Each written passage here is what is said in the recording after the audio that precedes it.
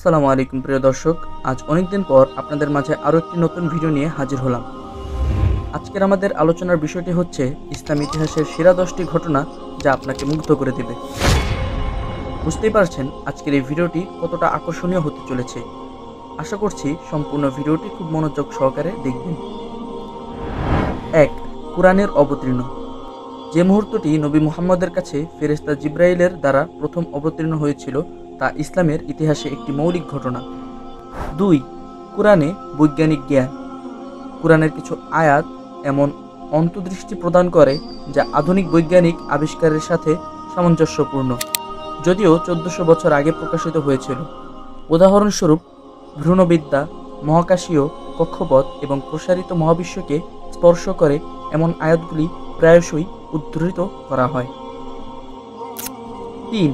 চাঁদের বিভাজন। চাঁদের বিভাজন ইসলামিক ইতিহাসের একটি উল্লেখযোগ্য ঘটনা।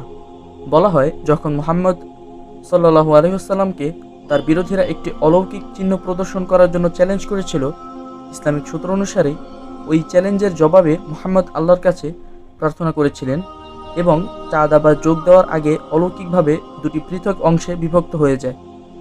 এই ঘটনাটি কুরআনে সূরা আল কমারে উল্লেখিত, যদিও সংবাদীরা এই ঘটনার ঐতিহাসিক নির্ভুলতা নিয়ে প্রশ্ন তুলেছে। এটি ইসলামী বিদ্যার একটি উল্লেখযোগ্য অংশ হিসেবে রয়ে গেছে, যা নবীর মিশনের অলৌকিক প্রকৃতির প্রতীক। 4. ইসরা এবং মিরাজ। ইসরা এবং মিরাজ ইসলামী ঐতিহ্যের একটি গুরুত্বপূর্ণ ঘটনা, যেখানে ইসলামী বিশ্বাস অনুসারে নবী মুহাম্মদ একটি অলৌকিক রাতের যাত্রা শুরু করেছিলেন। ইসরা বলতে রাতের বেলায় মক্কা থেকে জেরুজালেম পর্যন্ত একটি স্বর্গীয় ঘোড়া বুরাক ভ্রমণকে বোঝায়।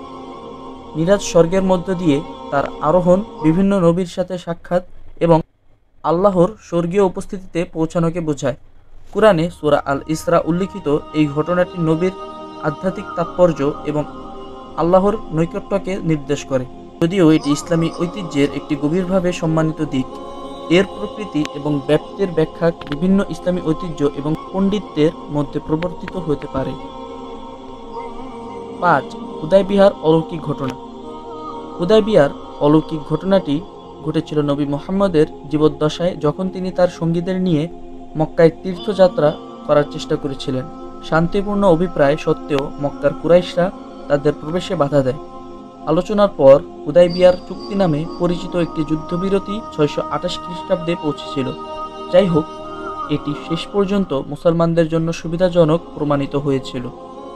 এই ঘটনার একটি উল্লেখযোগ্য দিক ছিল যখন নবীর উট আপাতদৃষ্টিতে ঐশ্বরিক হস্তক্ষেপ দ্বারা পরিচালিত তাদের শর্তাবলী মেনে নেওয়ার ইঙ্গিত দিয়ে হাঁটু গেড়েছিল। এই যুদ্ধবিরতি শান্তির সময়কালের ভিত্তি স্থাপন করেছিল এবং ইসলামকে আরও দ্রুত গড়িয়ে পড়ার অনুমতি দেয়। 6. গাছের গুড়ির কান্না। নবী মুহাম্মদ সাল্লাল্লাহু আলাইহি ওয়াসাল্লাম সাধারণত একটি গাছের গুড়িতে খুতবা দিতেন। যাই হোক, পরে যখন এটি একটি মিম্বর দ্বারা প্রতিস্থাপিত হয়েছিল, তখন তিনি শুনতে পান গাছের গুড়ির কান্না। মহানবী সাল্লাল্লাহু আলাইহি ওয়াসাল্লাম তখন কাণ্ডটি আলিঙ্গন করার জন্য নিচু হলেন। 7. সুরাকার উট। রাসূলুল্লাহ সাল্লাল্লাহু আলাইহি ওয়াসাল্লাম এবং হযরত আবু বকর রাদিয়াল্লাহু তাআলা আনহু মদিনা যাওয়ার পথে সুরাকা নামে এক ঘাতক তাদের অনুসরণ করেছিলেন। ঘাতককে দেখে রাসূল সাল্লাল্লাহু আলাইহি ওয়াসাল্লাম সুরাকার দিকে তাকালেন এবং তার ঘোড়ার পা বালিতে আটকে গেল।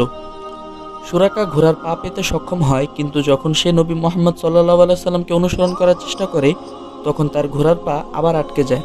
নড়াচড়া করতে পারছেন না বুঝতে পেরে তিনি ফিরে যান। 8. বদরের যুদ্ধ। বদরের বিজয় ইসলামী ইতিহাসের একটি গুরুত্বপূর্ণ ঘটনা। এটি ঘটেছিল 624 খ্রিস্টাব্দে, যখন নবী মুহাম্মদের নেতৃত্বে ছোট এবং সংখ্যায় কম মুসলিম সম্প্রদায় আরবের বদরের কূপের কাছে শক্তিশালী কুরাইশ উপজাতির মুখোমুখি হয়েছিল। সংখ্যায় অনেক বেশি হওয়ায় মুসলিমরা ঐশ্বরিক হস্তক্ষেপ এবং কৌশলগত দক্ষতার মাধ্যমে একটি অসাধারণ বিজয় অর্জন করেছিল। কুরআনে বর্ণনা রয়েছে, ফেরেশতারা মুসলিম বাহিনীকে সাহায্য করতে এসেছিল। এই বিজয় শুধুমাত্র ইসলামের উপস্থিতিকে দৃঢ় করেনি এবং নতুন বিশ্বাসের জন্য ঐশ্বরিক সমর্থনও প্রদর্শন করেছিল। বদরের যুদ্ধকে প্রাথমিক ইসলামী ইতিহাসে একটি গুরুত্বপূর্ণ মোড় এবং বিশ্বাসের শক্তি ও ঐশ্বরিক সহায়তায় প্রমাণ হিসেবে বিবেচনা করা হয়। 9. অসুস্থ নিরাময়।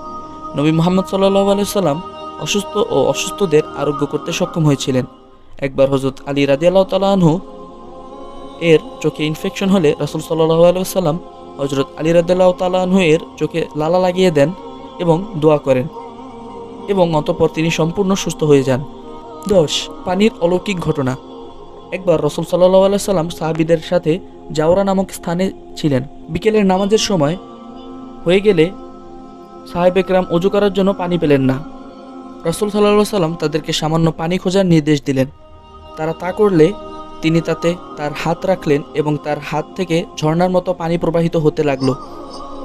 সেখানে 300 লোক ছিল, তারা সবাই ওযু করে অন্য প্রয়োজনে ব্যবহার করত।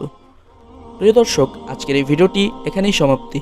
তবে আপনার যদি ভিডিওটি ভালো লেগে থাকে তবে অবশ্যই ভিডিওটিতে লাইক দিয়ে আমাদের পাশে থাকবেন, কারণ আপনার এই একটি লাইক আমাদেরকে পরবর্তী এবং আরও আকর্ষণীয় ভিডিও তৈরি করতে অনুপ্রেরণা যোগাবে। ধন্যবাদ। জাযাকাল্লাহু খাইরান।